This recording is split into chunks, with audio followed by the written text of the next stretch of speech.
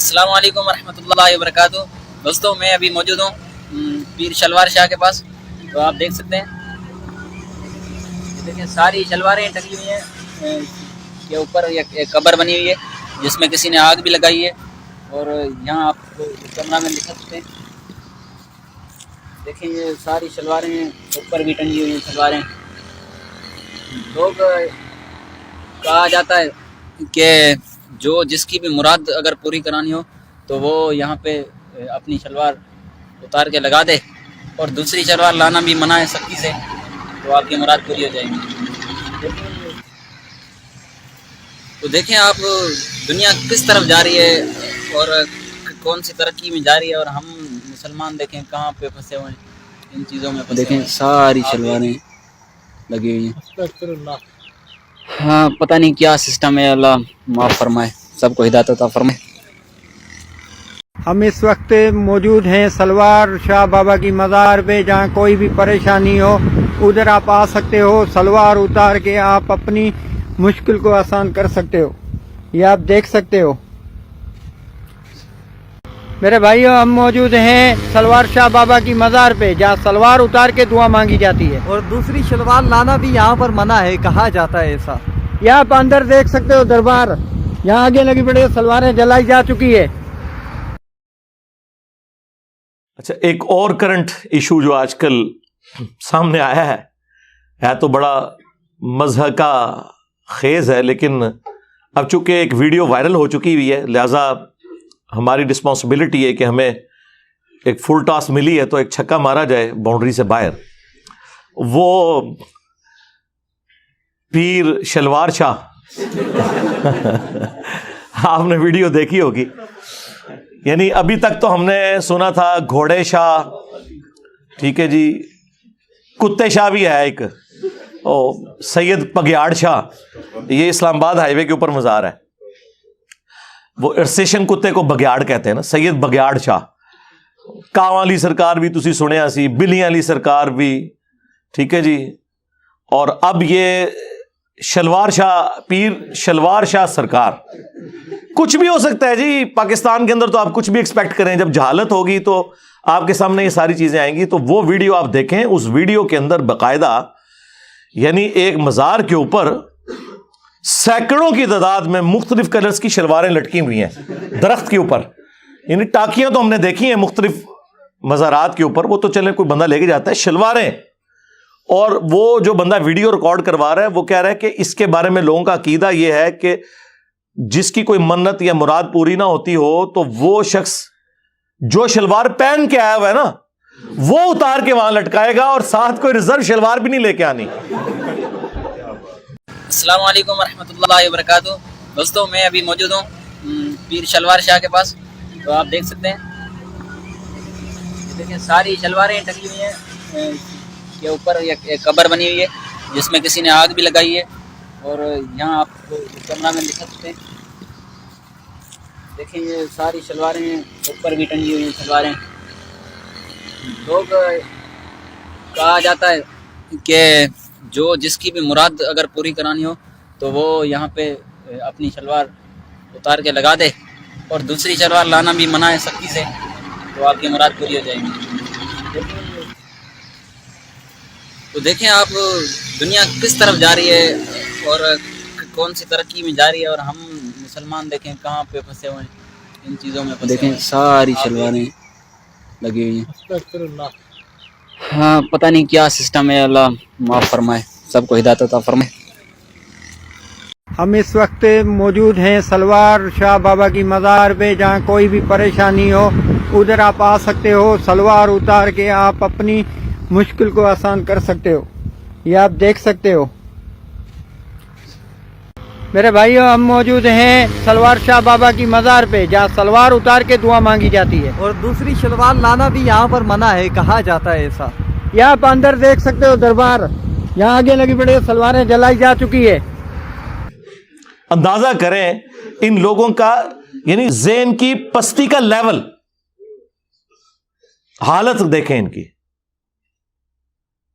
اچھا اب یہ جب ہم باتیں کریں گے نا تو وہ کہیں گے نہیں نہیں نہیں یہ تو جعلی پیر ہے، اصلی کیڑے نے असली भी चंदे खा रहे हैं, इस्तेसाल कर रहे हैं गरीबों का, कोई मेहनत मजदूरी नहीं करते, लोगों के चंदों के ऊपर पलते हैं, कौन से असली हैं? अल्लाह से डर जाए। ये एक पूरा कारोबार है जो चल रहा है। और फिर उसी मजार के ऊपर कुछ शलवारों को आग भी लगाई हुई थी उन्होंने। जाहिर है कि वो इतनी ज्यादा तो संभाल नहीं सकते, तो फिर वो जला देते होंगे। तो अब वो मैं जब वीडियो मुझे इरशाद भाई ने दिखाई तो मैं देख के मैंने कहा यार ये देखें, ये उस उम्मत की हालत है कि जिसका इमामुल मुवाहिदीन है सल्लल्लाहु अलैहि वसल्लम, जिसकी तौहीद के बारे में इतनी सेंसिटिविटी है कि किसी और शख्सियत की ऐसी सेंसिटिविटी नहीं है। और मुझे वो हदीस याद आ गई जो जामिया तिरमिज़ी के अंदर मौजूद है, मिशकात में भी मौजूद है, सूरतुल आराफ की आयत नंबर 138 के कॉन्टेक्स्ट में, कि नबी इस्लाम ग़ज़वा हुनैन के मौका पर एक जगह से गुजरे जहां पर एक बहुत बड़ा दरख्त था जिसे ज़ाते अनवात कहा जाता था।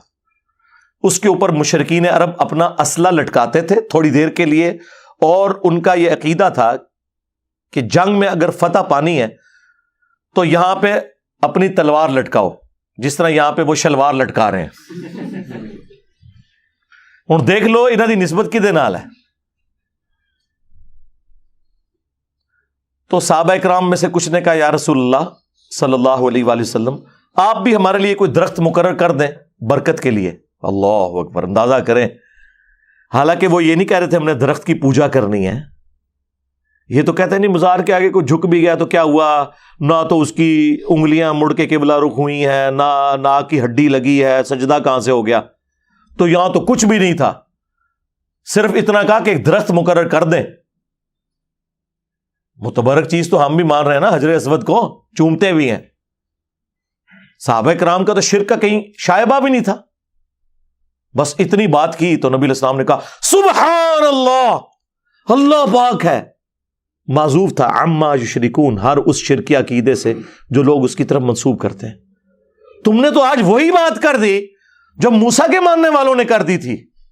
वहां पर भी देखें वक्त का पैगंबर मौजूद है और मूसा अलैहिस्सलाम के साथी अभी ताजा मौजज़ा देख के आए हैं। सूरतुल अराफ आयत नंबर 138 की तिलावत की नबी इस्लाम ने कि जब वो समुंदर से पार लगे तो उन्होंने एक कौम को देखा जो बुतों पर इत्काफ किए हुए, ध्यान किए हुए बैठे थे। ये कुरान की आयत है, सूरह अल आराफ आयत नंबर 138। तो उन्होंने कहा कि ऐ मूसा, आप भी अल्लाह का कोई बुत हमारे लिए मुकर्रर कर दें कि हम उस पर ध्यान करें। जिस तरह यहां पे आप हिंदू देख रहे हैं ना, वो कहते हैं हम भी उसी खुदा को मानते हैं, ये भगवान का जो बुत है ना ये ध्यान करने के लिए है। हालांकि उनकी किताबों में भी स्टैचू बनाना हराम है, जिस तरह हमारी किताबों में भी ये शलवारें लटकाना हराम है, लेकिन ये लोग कर रहे हैं। तो नबी इस्लाम ने फरमाया आज तुमने वही बात कर दी जो मूसा अलैहिस्सलाम के मानने वालों ने की थी। और मूसा अलैहिस्सलाम ने उस वक्त क्या कहा था, अल्लाह इस जाहिल कौम से मैं तेरी पनाह में आता हूं। यानी वक्त का पैगंबर मौजूद है और उनके साथी, मैं सहाबा किराम नहीं कहता, फिर कहेंगे तो इनकार छड़ीस, तो वो ये कर रहे हैं। और ये फिर उन्होंने कर भी दिया। बाद में 70,000 यहूदी फिर कत्ल हुए इसी वजह से। 70,000 सहाबा हजरत मूसा के कत्ल इस वजह से हुए कि जब वो कोह तूर पे गए तो उन्होंने पीछे बछड़े का एक बुत बना लिया, माबूद बना लिया, सोना पिघला के सामरी ने उन्हें गुमराह किया। बल हो तो गए। और उनकी मुआफी फिर सूरह बकरा में आया कि मुआफी यह है कि अपनों को कत्ल करोगे, हर कबीले वाला अपने उन लोगों को कत्ल करेगा। कत्ल मुर्तद की सजा आई। फिर नबी इस्लाम ने उसी हदीस में अल्फाज हैं तिरमिज़ी के, आपने फरमाया कि तुम भी अगले लोगों के पीछे चल पड़ोगे। यानी जिस तरह अगले लोगों ने गलत काम किए तुम भी वही काम करोगे। और ये जो अगला हिस्सा है ना, ये बुखारी और मुस्लिम में भी है कि अल्लाह की कसम, यहां पे अल्फाज मौजूद है तिरमिज़ी में, अल्लाह की कसम तुम भी अगले लोगों के तरीके पे चल पड़ोगे। और बुखारी मुस्लिम के अल्फाज हैं, अल्लाह की कसम तुम भी अगले लोगों की पैरवी शुरू कर दोगे, कदम ब कदम, बालिश्त बर बालिश्त, हत्ता कि उनमें से कोई गोह के सुराख में दाखिल हुआ تم بھی پیروی کرتے ہوئے یہی کام کرو گے. صحابہ کرام نے پوچھا یہ اگلے لوگوں سے مراد کیا یہود و نصارہ ہیں؟ آپ نے فرمایا اگر وہ نہیں مراد تو اور کون سے لوگ مراد ہیں؟ یعنی نبی علیہ السلام نے پہلے ہی فرما دیا کہ جو اگلی امتوں میں شرکیہ عقائد اور نظریات تھے اس درجے میں تو نہیں لیکن اس کے قریب قریب اس امت میں بھی آ جائیں گے, اور وہ ہم دیکھ رہے ہیں اپنی آنکھوں سے. تم بھی اگلے لوگوں کی پیروی شروع کر دو گے. یہاں پہ دیکھ لیں کیا کچھ ہو رہا ہے. انہوں نے بھی اپنے مولویوں کو اپنا رب مانا ہوا تھا. سورہ التوبہ کی آیت نمبر 31 اتخذوا احبارہم ورہبانہم اربابا من دون اللہ. یہود و نصارہ نے اپنے علماء کو اور جوگیوں کو, راہبوں کو, صوفیوں کو اپنا رب مان لیا تھا اللہ کے مقابلے پر. اور اسی آیت کے کانٹیکسٹ میں ایک حدیث ہے جامعہ ترمذی کے اندر جو شاہ ولی اللہ دہلوی نے حجت اللہ البالغہ میں تقلید کے خلاف کوٹ کی ہے کہ عدی ابن حاتم رضی اللہ تعالیٰ عنہ مسلمان ہوئے, جو مشہور فیاض حاتم تائی کے بیٹے تھے. پہلے نصرانی تھے تو کہنے لگے یا رسول اللہ قرآن میں ایک آیت ایسی ہے جو مجھے کھٹکتی ہے, مجھے اس کا فہم سمجھ نہیں آیا کیونکہ میں خود نصرانی تھا, ہم نے تو کبھی اپنے علماء اور بزرگوں کی پرستش نہیں کی تھی. تو آپ صلی اللہ علیہ وآلہ وسلم نے فرمایا کہ کیا تم اپنے علماء اور جوگیوں, صوفیوں, راہبوں کے کہنے کے اوپر اللہ کی حلال کردہ چیز کو حرام اور حرام کردہ کو حلال نہیں ٹھہرا لیتے تھے ان کے فتووں کے اوپر؟ تو انہوں نے کہا ایسا ہی تھا یا رسول اللہ. تو فرمایا یہی تو ان کو رب بنانا ہے. اب اس سے کیا مسئلہ کلیئر ہوا کہ قرآن و سنت کے دلائل کے مقابلے پر آپ نے بزرگوں کی بات نہیں ماننی, ورنہ آپ انہیں خدا مانے ہوئے ہیں کیونکہ شریعت کا کسٹوڈین تو خدا ہے یا اس کے بہاف پہ اس کا پروفٹ ہے صلی اللہ علیہ وآلہ وسلم. اور دوسرا یہ بھی پتا چلا یہ جو آپ کو کہانیاں کراتے ہیں نا, علماء سے پوچھ پوچھ کے چلیں. اللہ تعالیٰ کے محبوب علیہ السلام کیا فرما رہے ہیں کہ علماء جو فرما رہے ہیں نا وہ قرآن و سنت سے پوچھ پوچھ کے چلنا ہے. کیا مولوی صحیح ہے کہنا کہ نہیں؟ آگے سے تو ادیب نے حاتم کو چاہیے تھا نا کہ یا رسول اللہ میں کوئی عالم دین تو نہیں تھا اس وقت, میں کیسے دیکھتا, یہ تو علماء کا کام ہے. اس کا مطلب مولوی جو بتائیں ریفرنس چیک کرنا ہے. یہی تو ہم کہہ رہے ہیں ہاں کہ مرنے سے پہلے اے مسلمان کر لے اس پہ غور, کتابوں کا خدا اور ہے بابوں کا خدا اور. یہ اللہ کے نبی خود فرما رہے ہیں کہ ادیب نے حاتم تجھے کر لینا چاہیے تھا غور کہ کتابوں میں کیا نازل ہوا ہے اور بابے تیرے کچھ اور کہہ رہے ہیں. ایتونی بکتاب من قبل ھذا او اثارۃ من علم ان کنتم صادقین. اے نبی ان سے فرماؤ اگر قرآن کو نہیں مانتے لاؤ جو تمہارے پاس کوئی کتابیں موجود ہیں نا ان میں سے مجھے بتا دو کوئی اس قسم کے شرکی عقائد اس میں لکھے ہوں یا انبیاء کے آثار, کوئی احادیث چلتی ہوں, سنت کا علم ہو, اگر تم سچے ہو.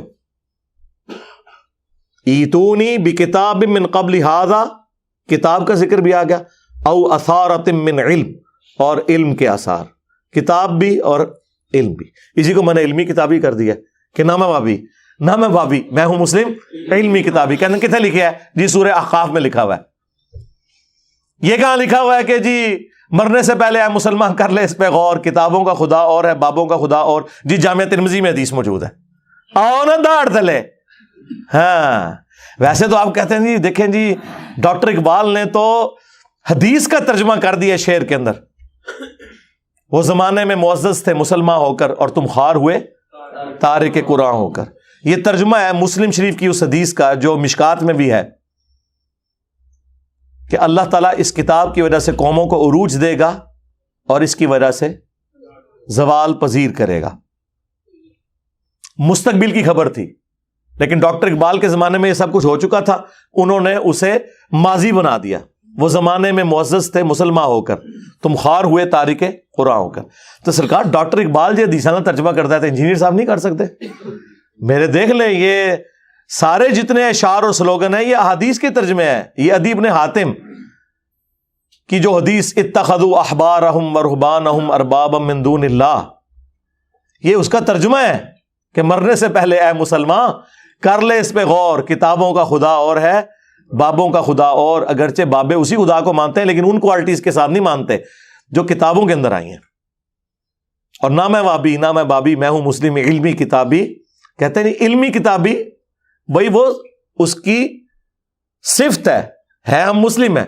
علمی کتاب اس لیے کہتے ہیں کہ قرآن میں ہے ایتونی بکتاب من قبل ھذا او اثارۃ من علم, اور المستدرک للحاکم میں حدیث ہے. اپنے بعد دو چیزیں چھوڑ کے جا رہا ہوں, قرآن اور تمہارے نبی کی سنت. تو کتابوں کے حوالے حضور کر کے گئے ہیں صلی اللہ علیہ وآلہ وسلم. اور غدیر خم پہ صحیح مسلم میں 4 احادیث ہیں. قرآن کو پکڑ لینا, اس میں ہدایت ہے, نور ہے, یہ اللہ کی رسی ہے, جو اسے پکڑے گا ہدایت پہ ہوگا, جو چھوڑ دے گا گمراہ ہو جائے گا. اور دوسری بھاری چیز میرے اہل البیت ہے, ان کے معاملے میں تمہیں اللہ کا خوف دلاتا ہوں. یہ جملہ 3 دفعہ آپ نے ریپیٹ کیا. اللہ کے فضل سے اس پلیٹ فارم سے توحید بھی قرآن کی بیان ہو رہی ہے اور اہل البیت کا بھی دفاع ہو رہا ہے. باقی سب نے ٹکڑوں میں دین لیا ہوا ہے. کل حزب بما لدیہم فرحون, ہر فرقہ خوش ہے جو اس نے ٹکڑے کا دین لیا ہوا ہے. یہاں پہ ٹوٹیلٹی میں دین بیان ہو رہا ہے. اہل حدیث نے توحید بیان کی قرآن والی, اہل بیت پہ آگے ان کی موت ہو گئی. اہل تشیع نے اہل بیت کا دفاع کیا, اگرچہ اس میں غلو بھی کیا, لیکن دفاع تو کیا, لیکن توحید کے معاملے میں آگے موت ہو گئی. اہل البیت کے ساتھ وہ عقیدے منسوب کر دیے جو اللہ کا حق تھا. یہ وہ پلیٹ فارم ہے جہاں پہ کبھی ریڈ لائن کراس نہیں ہوتی. ہاں, توحید گج وج کے بیان ہوگی اور اہل البیت کا بھی دفاع ہوگا, لیکن کوئی ریڈ لائن کراس نہیں ہوگی اللہ کے فضل سے, الحمدللہ. تو وہ مجھے وہ شلوار شاہ سے یاد آیا کہ وہ شلواریں لٹکا رہے ہیں اور نبی علیہ السلام نے تو کوئی درخت مقرر نہیں کیا. آپ نے فرمایا کہ تم نے تو آج وہی بات کر دی جو موسیٰ علیہ السلام کے ماننے والوں نے کر دی تھی. تو نبی علیہ السلام کی آپ احتیاط کا لیول دیکھیں. آپ علیہ السلام نے اس درخت مقرر کرنے کو یعنی شرک کے ساتھ تشبیہ دے دیا.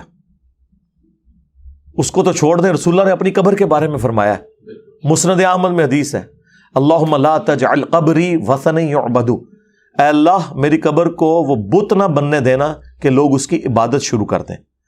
رسول اللہ نے اپنی قبر کو بت کہہ دیا. ہمارے لیے تو اس پلانٹ ارتھ پہ رسول اللہ کی قبر مبارک سے زیادہ کوئی عزت اور احترام والی جگہ نہیں ہے, کوئی دنیا کی قبر اس کا مقابلہ نہیں کرتی. لیکن نبی علیہ السلام فرما رہے ہیں اگر اس کے ساتھ بھی کوئی عقیدہ منسوب کرو گے تو وہ شرکی عقیدہ ہے. اسی لیے بخاری اور مسلم دونوں میں حدیث ہے, سیدہ عائشہ سلام اللہ علیہا ہماری ماں کہتی ہیں کہ نبی علیہ السلام کے آخری دن چل رہے تھے بیماری کے, وفات سے کچھ عرصہ پہلے. آپ کو جب تکلیف ہوتی تو آپ اپنے چہرہ مبارک سے چادر کو ہٹاتے اور بار بار ایک جملہ بولتے, لعن اللہ الیہود والنصارى اتخذوا قبور انبیائہم مساجدہ, اللہ کی لعنت ہو یہود و نصارہ پر جنہوں نے اپنے نبیوں کی قبروں کو سجدہ گاہ بنا لیا تھا. اور اما عائشہ کے آگے الفاظ ہیں بخاری مسلم میں کہ اگر ہمیں یہ ڈر نہ ہوتا کہ لوگ رسول اللہ کی قبر پہ سجدے شروع کر دیں گے تو ہم رسول اللہ کی قبر کو زیارت کے لیے اوپن کر دیتے, یعنی میں اپنے حجرے کی دیوار گرا دیتی, جب جس کا دل کرے وہ قبر رسول پہ حاضر ہوتا. لیکن ہمیں ڈر تھا کہ رسول اللہ ہمیں ڈرا رہے تھے. ادھر تو اما عائشہ کو کسی نے کہا کہ شرک تو ختم ہو چکا ہے. اس کے اوپر میں نے پوری ویڈیو ریکارڈ کروائی ہے جنہوں نے آؤٹ آف کانٹیکسٹ بات کی ہے. مجھے اپنے بات تم سے شرک کا خوف نہیں, وہ پوری ایک ڈاکٹرین ہے جو میں نے بیان کی ہے, وہ آپ میری ویڈیو دیکھ لیں. انہیں پتا تھا کہ بخاری میں حدیث موجود ہے. سیدنا عمر کہتے ہیں میں نے رسول اللہ کو ممبر پہ یہ بات کہتے ہوئے سنی تھی, دیکھنا میری شان کو اس طرح بلند نہ کرنا جس طرح نصارہ نے اپنے پیغمبر کو بڑھا دیا تھا. میں اللہ کا بندہ اور اس کا رسول ہوں, مجھے اللہ کا بندہ اور اس کا رسول ہی کہنا. محمدن عبدہ و رسول, الحمدللہ ہم یہی کہتے ہیں. اسی لیے تو میں کہتا ہوں کہ رسول اللہ کی کامیابی ہے کہ آپ کی میت کے اوپر محفل میلاد نہیں ہو رہی,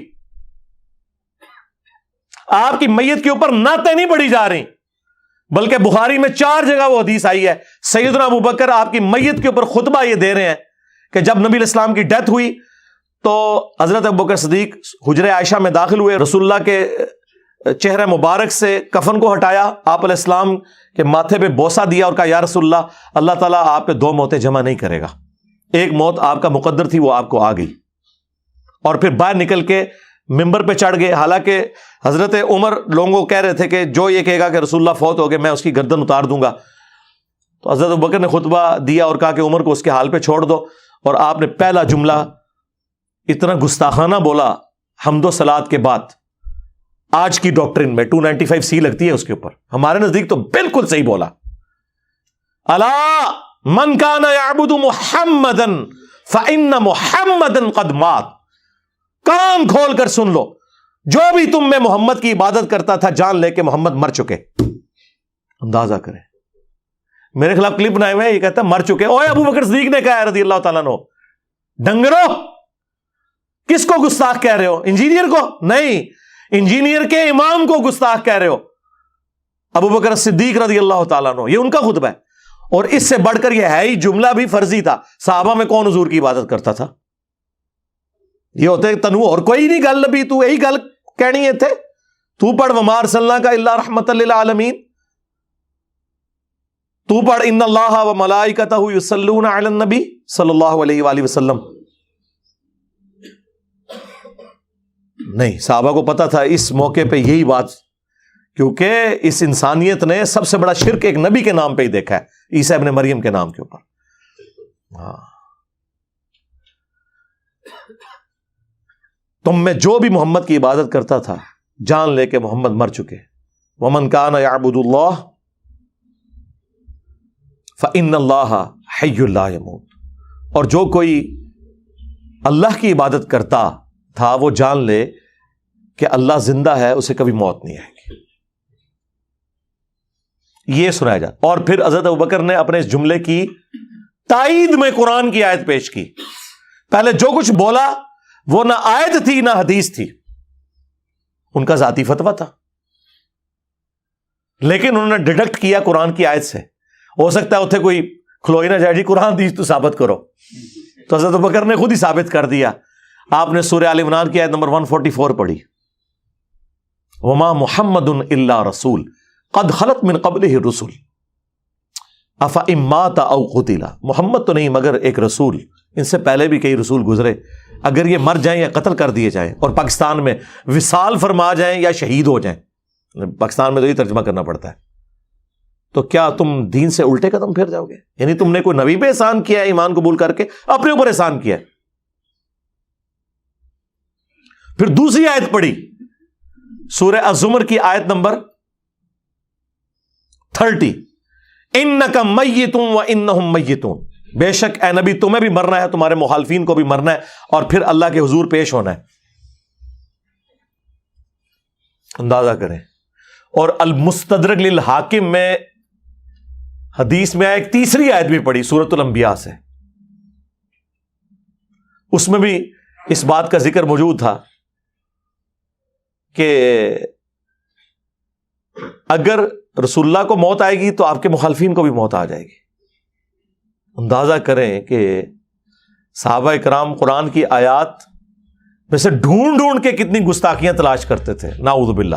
یہ تو یہی کہتے ہیں نا, آپ بریلویت کے کلچر کو سمجھتے ہیں, تو میں خود بھی بریلوی رہا ہوں, مجھے پتا ہے. اور اما عائشہ دیکھیں, وہ کہہ رہی ہیں اگر یہ ڈر نہ ہوتا کہ لوگ سجدے شروع کر دیں گے, ہم رسول اللہ کی قبر مبارک کو زیارت کے لیے اوپن چھوڑ دیتے.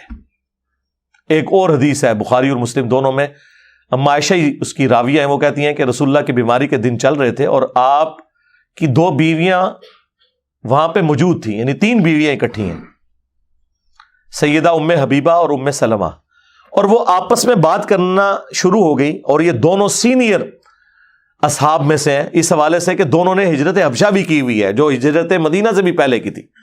تو وہ ذکر کر رہی تھی کہ جب ہم حبشہ ہجرت کر کے گئے تھے تو بخاری مسلم کے الفاظ ہیں, ام سلمہ اور ام حبیبہ آپس میں یہ بات کر رہی تھی کہ وہاں ہم نے ماریا نام کا ایک گرجا دیکھا تھا جس میں تصویریں لٹکی ہوئی تھی, اور نبی علیہ السلام تکلیف کی وجہ سے لیٹے ہوئے تھے. آپ اس بیماری کے عالم میں بھی اٹھ گئے. آپ نے کہا ان میں یہی تو خرابی تھی کہ جب ان میں کوئی نبی یا نیک آدمی فوت ہو جاتا تھا وہ اس کی قبر کے اوپر تصویریں لٹکا دیتے تھے اور وہاں پہ سجدے شروع کر دیتے تھے. قیامت کے دن یہ لوگ بدترین مخلوق بن کے ابھریں گے. اللہ اکبر. آپ کو یہ نہ سمجھے یہ اگلے لوگوں کی بات ہے, نہیں. اب وہ حدیث جو میں نے پہلے بیان کی بخاری مسلم کی, وہ دوبارہ یاد کر لیں. تم بھی اگلے لوگوں کے پیچھے چل پڑو گے قدم با قدم, بالشت بر بالشت, حتیٰ کہ ان میں سے کوئی گوہ کے سوراخ میں داخل ہوا تم بھی یہی کام کرو گے. اور پوچھا گیا اگلے لوگ کیا یہود و نصارہ ہیں؟ فرمایا وہی تو ہیں. اور اس کو یہ ہمارے ڈاکٹر اشرف جلالی صاحب توحید کے نام کے اوپر شرکیہ کانفرنس کرتے ہیں ہر سال. وہ کہتے ہیں یہ فیشن کے بارے میں. نہ، پرانیاں گلاں، پرانے بہانے، پرانے دھوکے. ترمذی میں اس کا شان ارشاد موجود ہے. کس موقع پہ حضور نے کہا؟ فیشن کے اوپر نہیں کہا، شرکی ایکٹیویٹی پہ کہا. جب صحابہ نے کہا آپ بھی ہمارے لیے ایک درخت مقرر کر دیں جہاں پہ ہم برکت کے لیے اسلحہ لٹکائیں، تو آپ نے فرمایا تم نے وہی بات کی ہے جو موسیٰ کے ماننے والوں نے کی تھی. سورۃ الاعراف آیت نمبر 138 کہ خدا کا بت مقرر کرتے ہیں. کسی صحابی نے نہیں کہا کہ درخت تو ہم برکت کے لیے مانگ رہے ہیں، کوئی پوجنے کے لیے نہیں مانگ رہے، کوئی ہم نے اسٹیچو نہیں اللہ کا بنایا، آپ اس کو اس سے کیوں کمپیئر کر رہے ہیں؟ کس کی جرت تھی؟ امام الموحدین کے سامنے بولتا صلی اللہ علیہ وآلہ وسلم. صحیح مسلم میں حدیث ہے، نبی علیہ السلام نے اپنی وفات سے 5 دن پہلے کہا، آپ علیہ السلام نے فرمایا خبردار میں تمہیں ڈراتا ہوں اس بات سے کہ اگلے لوگوں میں سے جب انبیاء یا نیک بندے فوت ہو جاتے تھے لوگ اس کی قبروں پہ سجدے شروع کر دیتے تھے، یہ کام تم نہ کرنا. اور یہ جندب رضی اللہ تعالیٰ عنہ کے الفاظ ہیں کہ یہ آپ نے اپنی وفات سے 5 دن پہلے یہ بات کہی تھی. یار جو شخص اتنا سینسٹیو ہو، اس کے ماننے والی امت، اس کی قبر مبارک کو تو چھوڑ دیں، دنیا میں جہاں کوئی قبر نظر آئے اس کے ساتھ اس قسم کے عقیدے وابستہ کرنا شروع کر دیں. تو نبی علیہ السلام نے تو اپنا حق ادا کر دیا ہے. اور کیا کرتے ہیں حضور اس سے بڑھ کے؟ اور کیا کرتے ہیں امت کو یقین دلانے کے لیے کہ ڈر جاؤ؟ ابو داؤد میں حدیث ہے میری قبر پہ میلہ نہ لگانا، دنیا کے کسی بھی حصے میں تم ہوگے اللہ تعالیٰ تمہارا درود میرے تک پہنچا دے گا. اللہم صلی علی محمد وعلی آل محمد. درود پڑھنے کے لیے بھی میلہ نہ لگانا. ویسے تو درود پڑھنا، وہاں پہ سلام عرض کرنا اس پلانٹ ارتھ کی سب سے بڑی نیکی نفلی عبادات میں اگر کوئی ہے تو قبر رسول کی حاضری ہے. لیکن حضور نے کہا وہاں پہ بھی میلہ نہیں لگانا، بس سلام عرض کرو اور چلے جاؤ. وہ 4 کتابوں میں صحیح سند کے ساتھ ہے، المصنف ابن ابی شیبہ میں، سنن الکبریٰ البیہقی میں، فضل الصلاۃ علی النبی میں، الموطأ امام مالک میں. عبداللہ بن عمر جب بھی سفر پہ جاتے یا واپس آتے تو مسجد نبوی میں 2 نفل پڑھتے اور قبر رسول پہ آ کے عرض کرتے السلام علیکہ یا رسول اللہ، السلام علیکہ یا ابا بکر، السلام علیکہ یا عمر. یعنی وہ تینوں قبروں پہ جاتے، اے اللہ کے رسول آپ پہ سلام ہو، اے ابو بکر آپ پہ سلام ہو، اے عمر آپ پہ سلام ہو. ایک روایت میں ہے یا ابتا، اے میرے باپ آپ پہ سلام ہو. تو وہ اپنی جگہ وہ فضیلت ہے قبر رسول کی حاضری، کوئی شک نہیں ہے. لیکن اس قبر کے ساتھ اس طرح کے عقیدے وابستہ کرنا، آپ مجھے بتائیں اگر قبر رسول کا یہ سٹیٹس ہے کہ آپ نے کوئی عقیدہ وابستہ نہیں کرنا، باقی قبریں تو شاہی کوئی نہیں. ٹھیک ہے، اے جملہ ہر جگہ فٹ ہونا جے کہ میرے نبی سا ہے ہی کوئی نہیں، تیرے بابے تھے شاہی کوئی نہیں. ہاں جی، قبر رسول سا ہے ہی کوئی نہیں، تیرے مزار تھے شاہی کوئی نہیں. ٹھیک ہے کہ نہیں؟ ہر جگہ یہ فٹ ہوتی ہے بات. تو نبی علیہ السلام کے ساتھ اپنا رشتہ مضبوط کریں جنہوں نے آپ کے کام آنا ہے قیامت کے دن انشاءاللہ تعالی. شفاعت کے ہم نے حقدار ہونا ہے اگر نبی علیہ السلام کی سچی پیروی کی.